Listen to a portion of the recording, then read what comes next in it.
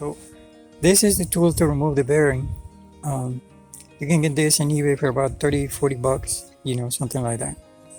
But then you have to remove the spindle, and you need a tool to remove the spindle. So what I'm doing is I'm using a 3-claw puller, 6-inch 3-claw puller.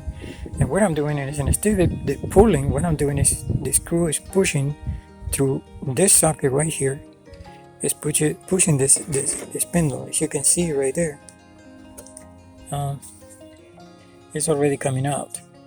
So of course you gotta use your penetrating oil, and but this is the cheapest way to actually do it. Otherwise you're gonna have to buy a tool that is for removing spindles. And if you're not working a professional in cars and you're not making money, this is gonna be a lot of expenses. So using a 6-inch puller and reverse, pretty much. Instead of the pull, you push. You're using the screw to push through a 1-inch or 1-inch 16 socket. You're pushing the spindle that way out, and just by turning this thing, I can't do it right now because I need both hands to do it, but I will show you when it comes out.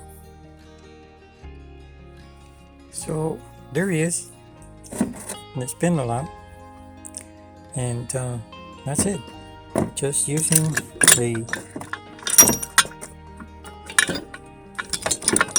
6-inch puller. You need to be sure it grabs, and this part right here is gonna grab right in the back of here, in here, in the back of here, and in here, right here, right in this back part right here.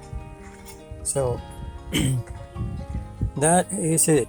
And so now I can use that tool to remove the bearing that, as you can see, the bearing was bad news.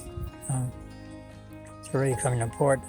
So but that's it.